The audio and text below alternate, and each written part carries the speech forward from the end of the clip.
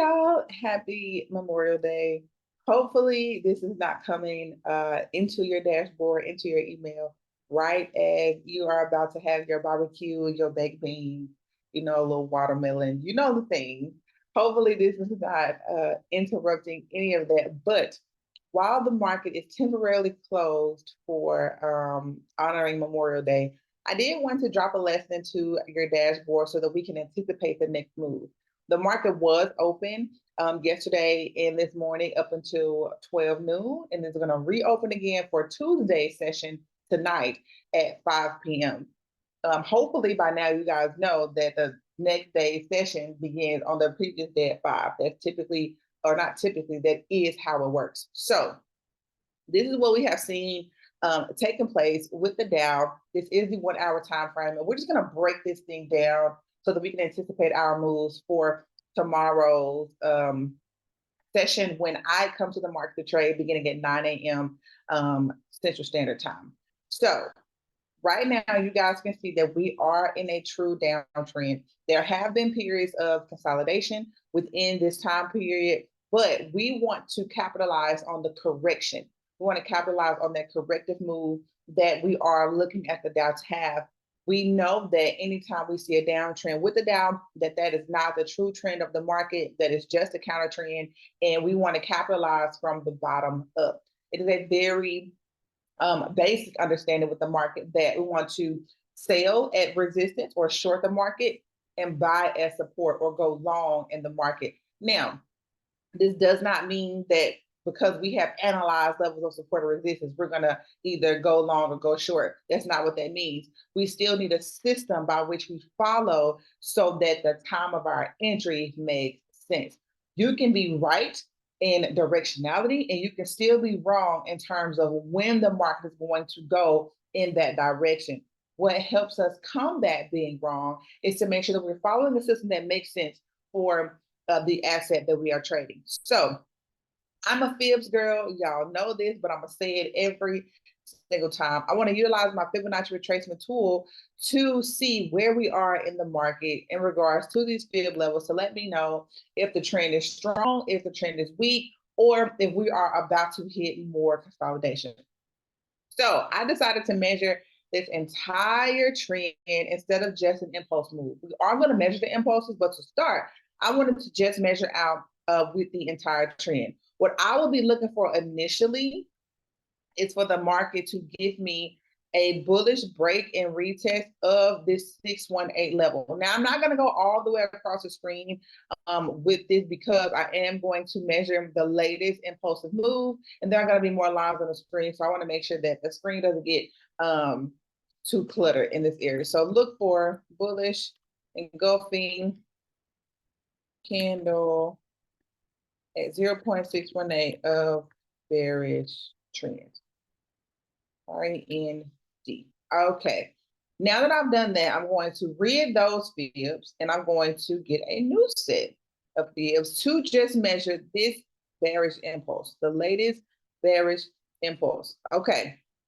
If we look across the board, this 0.618 is almost in direct alignment with 886 of the latest bearish impulse.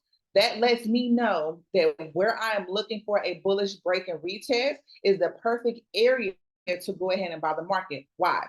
I know that at 886, the trend is strong, which means if the bearish or if the bullish trend is strong, then it automatically means that the bearish trend is weakened. This is another one of those basic concepts that you guys learned in some of the basic lessons within the program, that if I am buying the market, somewhere in the market, somewhere in the world, somebody is losing on the other side, right? If the market is creating bullish momentum and somebody decided that they wanted to short the market, they are losing, vice versa. If the market is going short, right, we're short in the market, we see in that bearish momentum follow suit, and somebody is going long in the market, that means that at that moment, they are losing money.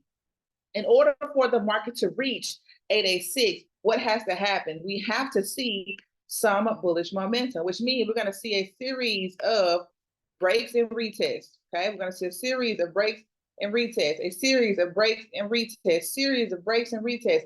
That is exactly what we want to be able to see to make that decision to go ahead and go long in the market.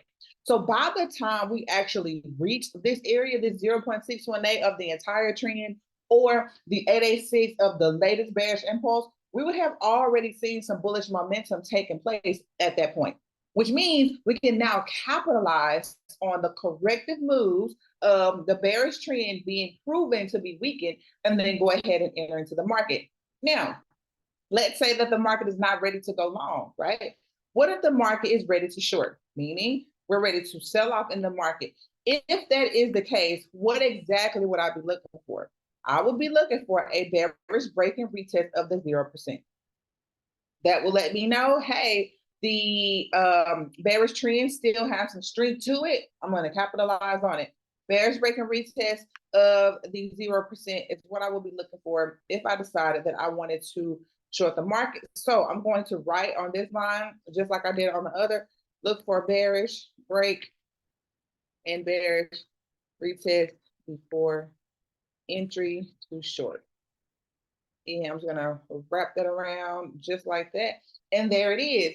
Now I know that no matter what the bias is that I decide to follow, I have analyzed it enough to where it makes sense for me to enter the market and not be hesitant about it. Even here across the board, you guys can see over here that I have this level of support or resistance. This same level, if I was to drag my box all the way across, it's still relevant with this 0%, letting me know, hey, this area does make sense if I decide to short the market. The same thing is relevant right up here with my 0.618. Bullish break, bullish retest, creating a new level of support. Right here, creating a new level of resistance. This lets me know that my level of support or resistance is relevant. Even here, I had this huge bearish impulse with no bearish retest on this particular time frame. So if we reach 886 of the latest bearish impulse or 0.618 of this entire trend, that just further indicates that the market is ready to rock to the upside. So if there are any questions from this training while you consume your Memorial Day meals, definitely put your questions in the comment box below so that I can see your video response to make sure that these concepts and this lesson is making the absolute most sense to you. Until next time, peace out.